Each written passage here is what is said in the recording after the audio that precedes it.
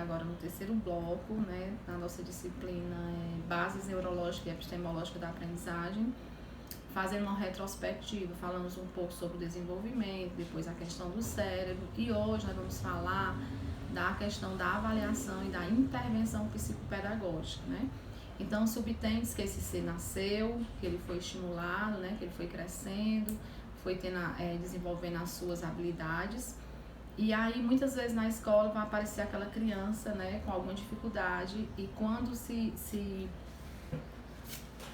apresenta algo diferente, daí a importância de nós sabermos a questão da teoria, né, termos um pouco de conhecimento sobre Jean Piaget, sobre Vygotsky. Professora, se faz necessário realmente a criança que está de 0 a 2 anos, né, no período sensorial, ela desenvolver as habilidades que, segundo Piaget disse? Não. Ela às vezes pode estar além ou aquém. Mas por que é interessante eu ter esse conhecimento teórico? Porque quando eu vou fazer uma avaliação psicopedagógica, eu vou precisar dessa teoria. Então, através dessa teoria é que eu vou fazer a minha análise e a minha avaliação. E como é que acontece essa avaliação e a intervenção psicopedagógica? Né? No caso, a criança vai apresentar uma queixa, que no caso a gente não chama de criança, a gente chama o aprendente, né?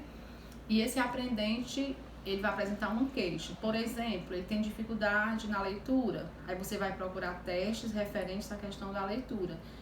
Emília Ferreira Teberoski, né, que geralmente quando a criança está com dificuldade de escrever, a gente aplica o teste das 4 palavras e uma frase. Então, é mais ou menos por aí que a gente vai começando a fazer essa avaliação. E todos os aspectos são interessantes em uma avaliação, né?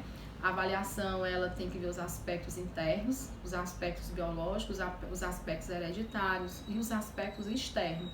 Onde é que esse sujeito está inserido? Qual é o meio que ele convive?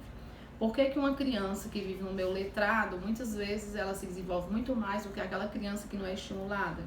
Porque Vygotsky, ele defende a questão do meio, né? Então, na avaliação, o primeiro passo é o quê? Nós vamos fazer a anamnese, que essa anamnese ela vai ter todo um estudo desde a concepção dessa criança, tá? E depois da anamnese vamos ter um momento que são as sessões, que no caso serão trabalhadas as sessões, e posteriormente nós iremos dar uma devolutiva. O que é essa devolutiva?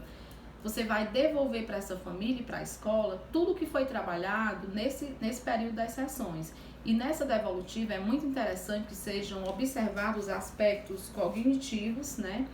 Os aspectos afetivos, sociais e culturais, para que você possa dar uma devolutiva de uma forma bem satisfatória.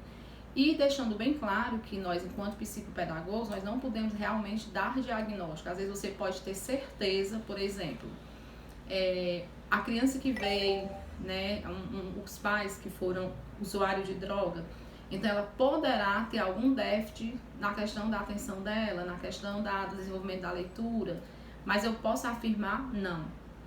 Porque só quem vai poder dar realmente esse verdadeiro diagnóstico será um neuro e assim sucessivamente. Então, a avaliação diagnóstica e a intervenção, ela funciona basicamente dessa parte, né? E que você tem que ter, eu sempre comparo a criança com uma flor. E essa flor, ela é construída por pétalas, né? Então, em cada pétala vai ter parte desse desenvolvimento social, cognitivo, motor, afetivo, intelectual. E se, no final, quando a criança chegou com alguma queixa, ou seja, a família chegou com alguma queixa, ou a escola chegou com alguma queixa, o primeiro passo que você vai fazer vai ser a anamnese. E depois dessa anamnese, você vai aplicando as sessões para poder, aliás, nas sessões você vai aplicando testes e provas, né?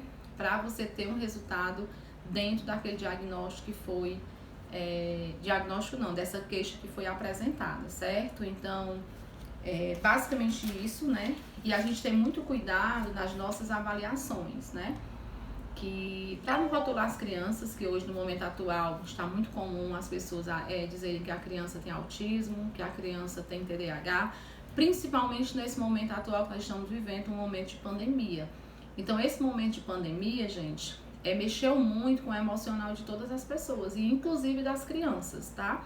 Então, a sociedade ela teve toda uma mudança de vida, ou seja, os papéis se inverteram, a escola foi para dentro de casa, o pai está em home office, tendo que ser professor e tendo que ser um profissional liberal. Então, tudo isso mexeu com o quê? Com a psique de todos nós. Então, é basicamente isso, né? E para ter esse cuidado e esse muito cuidado, assim, bem criterioso na hora de se fazer uma avaliação e uma intervenção psicopedagógica.